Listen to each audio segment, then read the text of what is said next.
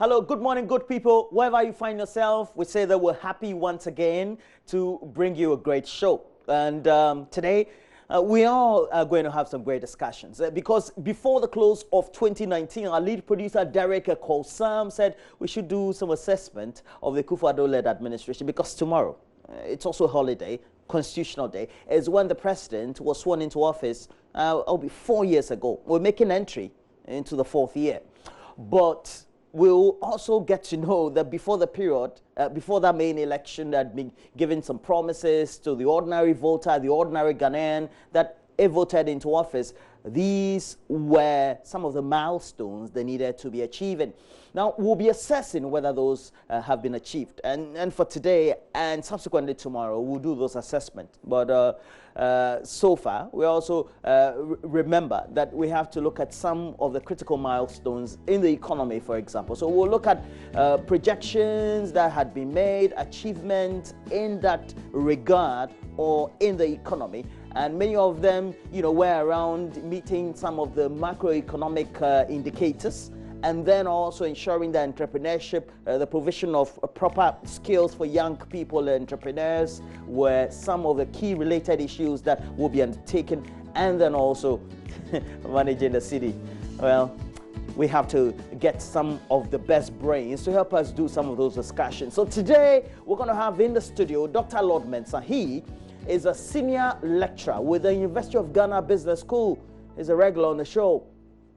Somebody also who helps us do some critical thinking on the economy and many related socio-economic matters is Dr. Ebo Texan of the Economics Department of the University of Ghana. So promises to be some great interaction we hope to have. And look, you can also join us via Facebook and other relevant social media pages and handles. We have JoyNews on TV, of course, it's for Facebook. We also have a JoyNews on TV being a handle on Twitter, and then through the number a WhatsApp platform for which we would also relay some of those messages you're sending to you through the number 054010 909. Let us know what you think. Promises to be exciting.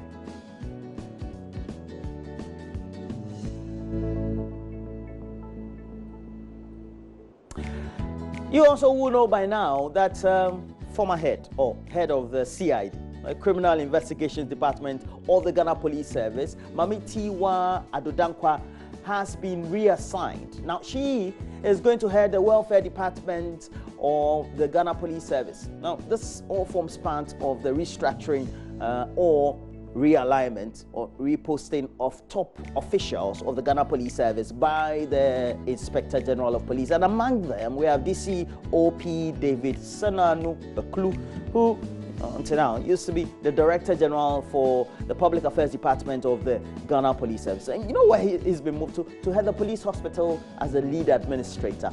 Big post, isn't it? Now, a number of other senior officers also have been moved. There were changes including James Opombueno, and all these related changes would have some indication for security. There should be a rationale, objective why the IGP decided to do that. But why? How does this latest shake-up by the IGP ensure better provision of services and dedication to policing by the Ghana Police Service? So what should be the formula in making the decision, in trying to move top officials around, etc.?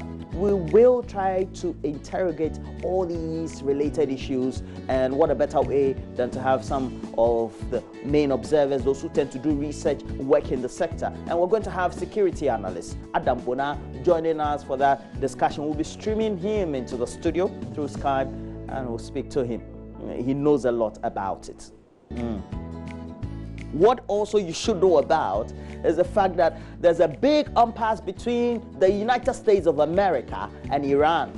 There was a killing or bombing or the death of a top general of Iran, and it followed a trigger decision by the president of the United States of America, the great man Donald Trump, and subsequently leading to Qasem Soleimani of Iran being killed around the Baghdad airport, and the fears that this ultimately could have some reprisal effect, not only on security in the Middle East, but also we, the little nations of Africa, will be feeling the heat.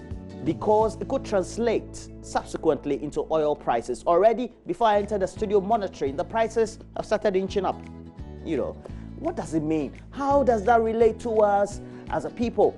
You know, we're always crying about energy, etc. So we'll have energy analyst and also investor in the sector, Kojo Poku, joining us on the show.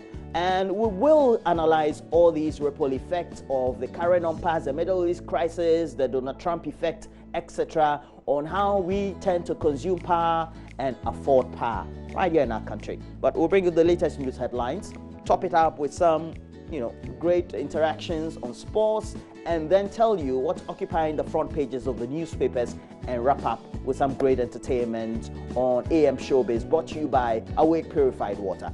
Promises to be exciting. I know you will enjoy it. Myself and Mama View Uswabwaje were here for a great ride. We're bringing you the news next.